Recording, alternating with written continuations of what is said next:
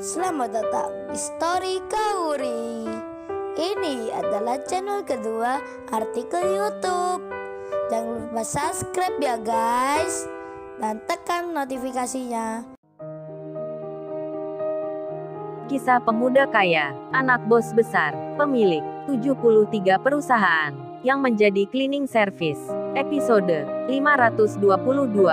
Kedatangan orang-orang penting. Para pimpinan-pimpinan perusahaan, yang tak sedikit jumlahnya, telah mengagetkan banyak orang di situ.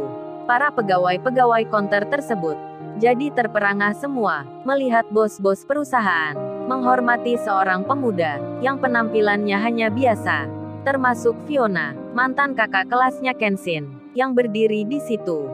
Fiona yang bersama temannya Siska terkaget sekali dibuatnya, tak mengerti apa maksudnya, hingga Siska bertanya, "Fiona, apa kamu nggak merasa aneh dengan mantan adik kelasmu itu? Kok banyak orang penting yang menemuinya? Bahkan ada pengacara yang terkenal turut pula mengenalnya. Memangnya siapa Fiona?" Siska bertanya pada temannya, terheran-heran sekali dirinya. Fiona pun menjawabnya, "Aku juga sama Siska, ingin tahu seperti kamu. Aku pun tak mengerti." Di tengah itu Kenshin berjalan dengan mengajak Iwan. Kenshin berkata, "Wan, ikut gua Wan ke sana." Iwan pun mengiyakan. Sedang Merlin nampak ketakutan karena Rian dan teman-temannya didatangi banyak orang. Bos-bos pemimpin perusahaan lagi marah-marah ke Rian. Marah-marah pula ke Once dan Dani, serta juga Andrea yang di situ. Merlin pun merasa aman sebab bersama Om Morinya. Kemudian Merlin pun mendengar salah satu orang di situ bicara pada teman-temannya, "Jadi kalian semua yang memukul dan mengeroyok tuan muda, bahkan menuduh tuan muda pencuri, biar dihakimi pengunjung mall di sini. Kalian juga security dan pengawalnya. Jangan sampai ada yang merasa aman. Memukul tuan muda berarti memukul kita semua." Pak Michael pun bicara pada Bang Hotman. "Bang Hotman, tolong awasi dan jangan sampai lolos mereka ini. Pastikan tak ada permainan hukum nantinya. Kita semua ingin mereka di penjara sebab sudah memfitnah tuan muda." Pak Andi juga sama ikut bicara pula. "Jadi kamu ini yang bernama Rian Mario Dandi. Jangan sok berkuasa dan kaya lantaran ayahmu orang kaya. Sekarang lihat sendiri, relasi-relasi bisnis ayahmu menarik diri, tak mau ikut kerja sama. Kalau nggak ada hukuman, sudah aku balas kamu dengan ku lempar sandal ke mukamu. Beruntungnya ada polisi yang akan membawa kalian." Pak Andi nampak marah sekali. Begitu pula dengan Pak Henry, mertuanya Kenshin sendiri, yang bicara langsung dengan Pak Breno. Pak Henry itu berkata, "Hei Pak Breno, kalau punya anak dididik yang benar. Jangan mentang-mentang punya harta, anaknya dibiarkan pamer-pamer kemewahan, berbuat seenaknya, bersikap kasar pada orang. Lihat itu tuan muda, ayahnya 1000 kali lebih kaya dari Anda. Tapi tuan muda hidupnya sederhana, tak pamer-pamer harta, seperti anak Anda ini, dan juga teman-temannya. Lihat sekarang akibatnya, buah tak jatuh dari pohonnya. Sekarang Anda menanggung hasilnya, hasil perbuatan anak Anda yang sombong ini." Merlin, Fiona dan Siska pun mendengarnya. Sebab Pak Henry bicara dengan kerasnya, Merlin pun makin penasaran dirinya. Hatinya bertanya-tanya, apa maksudnya? 1000 kali lebih kaya dari ayah Rian. Apa ayahnya sekaya itu? Merlin pun nampak tegang, seakan tak percaya. Namun tiba-tiba, hatinya bicara sendiri. Tapi, sepertinya itu ada benarnya. Seperti masuk akal sekali. Sebab dia dipanggil tuan muda oleh orang-orang yang penting itu. Serta banyak sekali di sini nama-nama perusahaan dan bos-bos yang datang menghormati. Merlin melihat Kenshin, laki-laki yang berhandphone jadul itu. Memang penampilannya biasa, tak seperti orang kaya. Merlin pun melihat Kenshin lagi, yang sedang mendatangi Namira, cleaning service yang diremehkannya, yang tadi dilemparnya mangga. Fiona dan Siska pun sama, melihat Kenshin juga, sedang Kenshin yang menghampiri Namira. Kenshin pun bicara, "Oh ya Mbak, kenalkan nama saya Kenshin. Dan ini teman saya namanya Iwan. Kita sama-sama cleaning service. Sama kerja seperti mbaknya. Ini saya mau bilang, setelah ini mbaknya dan teman-temannya tak usah kerja lagi di sini. Tapi mbaknya pindah ke tempat yang lebih baik, yang pimpinannya mengerti bawahan, dan tak seperti mereka itu. Semena-mena sekali. Nanti mbaknya bisa kerja bersama Iwan. Itu bosnya Pak Andi. Orangnya baik dan mengerti. Kalau bisa besok sekalipun, mbaknya bisa langsung masuk. Kenshin pun memanggil Pak Andi. Pak Andi pun menghampiri. Lalu Kenshin bicara, "Oh ya Pak Andi, saya minta di perusahaannya Pak Andi, agar bisa menambah pekerja cleaning service-nya." Pak Andi pun menjawabnya, "Siap Tuan Muda, perusahaan bisa menerima sebanyak orang yang kerja di sini." Namira pun terhenyak mendengarnya. Pandangannya terheran melihat Kenshin. Cowok ini bisa memerintah bos perusahaan. Padahal tadi bukan siapa-siapa. Dikiranya laki-laki biasa. Tak kaya seperti Rian atasannya. Namira pun bertanya, "Tapi mas ijazah saya hanya SMP. Saya tak punya ijazah SMA." Pak Andi bos perusahaan itu yang menjawabnya. "Mbaknya sudah nggak usah pikirkan ijazah segala.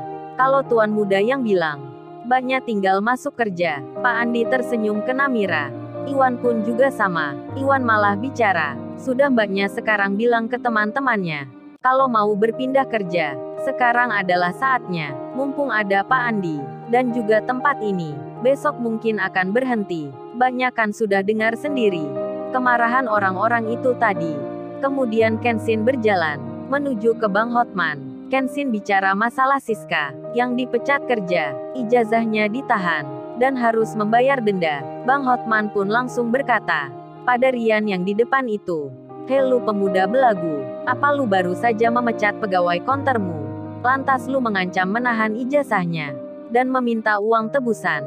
Kalau itu benar adanya, saya akan menambah dengan pasal pemerasan. Kontermu akan ditutup. Dan Anda Pak Breno juga sama. Saya akan tuntut pidana dan perdata, kalau tidak menyerahkan ijazahnya pegawai itu." Bang Hotman pun bertanya, "Tuan Muda siapa nama pegawainya?" Kenshin pun memberitahukan, dan Bang Hotman langsung bilang, "Oh ya siapa yang namanya Siska. Segera maju ke sini." Siska pun kaget dirinya, tiba-tiba dipanggil pengacara itu. Siska jadi nervous sekali, dan meminta Fiona menemani. Fiona pun mengiyakan, dan Siska maju ke depan. Bang Hotman bertanya, "Jadi mbaknya yang tadi dipecat kerja Rian Mario Dandi ini, dan diminta uang tebusan untuk mengambil ijazahnya?" Siska menjawabnya, "Iya Bang Hotman itu benar." Bang Hotman pun bicara lagi, "Gimana Pak Breno? Korbannya sudah mengaku. Apa Pak Breno mau saya tuntut juga?" Pak Breno yang belum tahu hal itu, langsung bicara pada bawahannya, "Cepat ambil ijazahnya, kembalikan ke pegawai itu." Bang Hotman pun bilang, "Bagus kalau begitu, Anda mau kerja sama." Tak lama kemudian, ijazahnya Siska pun diberikan. Bang Hotman berkata lagi, "Oh ya mbaknya berdua, jangan khawatir kalau dipecat kerja dari sini." Bang Hotman mengira Fiona juga kerja di konter ini. Kemudian Bang Hotman melanjutkan bicara, "Kalau tak kerja di sini, hal itu tak perlu dirisaukan. Sebab mati satu tumbuh seribu. Masih banyak pekerjaan yang tersedia, jauh lebih besar dari tempat ini. Mbaknya bisa pilih yang mana saja dari perusahaan yang Mbak sukai. Mumpung di sini ada bos-bosnya langsung, tinggal bilang langsung diterima kerja. Apalagi Tuan Muda yang minta, pasti langsung disetujui. Tapi ingat, jangan tertarik sama Tuan Muda, sebab Tuan Muda sudah ada yang punya." Hahaha. Bang Hotman tertawa. Kenshin pun bicara pada Siska dan Fiona, "Iya kalau mbaknya berminat, pilih saja mana yang disuka. Itu ada nama-nama perusahaannya di baju yang dikenakan pegawai di situ. Waduh bukan main. Tempat ini seperti bursa kerja mendadak. Banyak nama-nama perusahaan besar di tempat ini." Ketika ditunjukkan Kenshin, Fiona dan Siska pun deg-degan sekali. Seperti tak percaya, mendapat tawaran yang tiba-tiba begini, yang terasa istimewa sekali. Siska dan Fiona pun sampai bingung memilih. Hal itu juga memicu pegawai konter lainnya jadi tertarik ingin pindah kerja. Termasuk Bu Ratna supervisor konter ini, yang sangat tak suka dan muak dengan Rian. Bu Ratna pun nekat menghampiri Kenshin untuk bertanya, apakah ada juga lowongan kerja untuknya. Kenshin pun menjawabnya, "Silahkan Bu Ratna, saya kira ada." Dan Bu Ratna silahkan datangi pimpinan yang di situ, bilang dari saya. Mendengar hal itu, Ibu Ratna pun sangat senang. Bawahannya pun ikut pula, ingin melakukan hal yang sama. Kemudian Bu Ratna bilang, Oh ya, apa masnya mau servis handphone ini ya? Sini-sini saya berikan ke servis sebelah. Teman saya itu ahlinya memperbaiki handphone lama. Bu Ratna pun tak peduli akan Pak Breno dan Rian. Kenshin pun memberikan handphone jadulnya. Merlin melihatnya. Fiona dan Siska pun sama. Kemudian, Rian, Mario dan Di, serta juga Once dan Dani, serta security dan pengawalnya, dibawa ke kantor polisi. Karena bukti pengeroyokan dan pemukulan ke Kenshin sudah didapatkan dari CCTV counter ini. Setelah itu Kenshin menelpon adiknya Nita. Kenshin bicara, "Nita, entar kamu jemput Kak Kauria. Kak Kenshin lagi ada perlu ini." Nita pun menjawabnya. Lalu, bagaimana kisah selanjutnya? Subscribe channel ini untuk episode berikutnya. Terima kasih. Jangan lupa ya guys, untuk kelanjutan ceritanya ada di channel Story Kauri. Jangan lupa subscribe ya guys, dan tekan notifikasinya